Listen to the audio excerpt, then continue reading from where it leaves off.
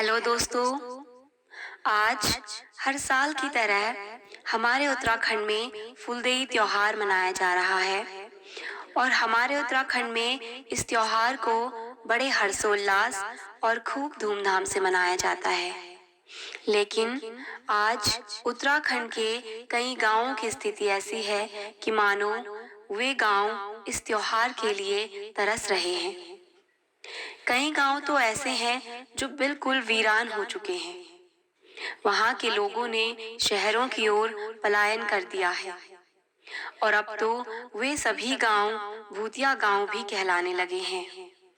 साथ ही उन गांवों के घरों के दरवाजों पर जो ताले लगे हैं, अब वे भी जंग खाने लगे हैं और उन जंग लगे तालों पर नई नई पौध जमने लगी है। ये नई नई पौध और ये जंग लगे ताले हमें कुछ एहसास करवाते हैं। इसी एहसास और इसी पीड़ा, इसी विषय पर मैंने कुछ पंक्तियां लिखी हैं जो इस प्रकार से हैं। जंग लगे ताले पर हुआ पौध का अंकुरण, जंग लगे ताले पर हुआ पौध का अंकुरण, जो बता रहा है इस दहलीज की कहानी, जो बता रहा है इस दहलीज की कहानी, करा रहा है परिचय उन सुहाने दिनों की, करा रहा है परिचय उन सुहाने दिनों की, जब इस पौध की तरह खिल उठता था किसी का बचपन, जब इस पौध की तरह खिल उठता था किसी का बचपन, सुनाई देती थी बच्चों के थिरकते पैरों की गूंज, सुनाई देती थी बच्चों के थिरकते पैरों की गूंज, और महक उठता था सबका तन मन।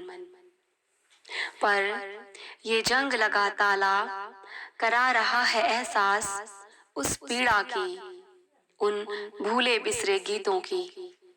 पर ये जंग लगा ताला करा रहा है एहसास उस पीड़ा की, उन भूले बिसरे गीतों की, जो गाए जाते थे तीज त्योहारों में, जो गाए जाते थे तीज त्योहारों में। उस फूल संक्रांति की जब होती थी पूरे गांव की सैर, उन रंग बिरंगे फूलों में, उन खिलखिलाते चेहरों के साथ।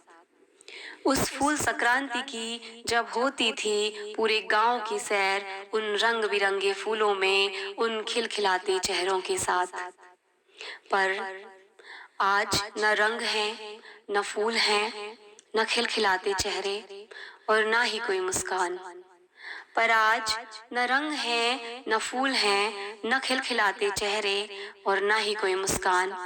बस बची है तो एक वीरानियत, बस बची है तो एक वीरानियत और एक अनसुनी सी पुकार, जिसको सह रहा है आज पूरा पहाड़, पूरा पहाड़, पूरा पहाड़। Thank you.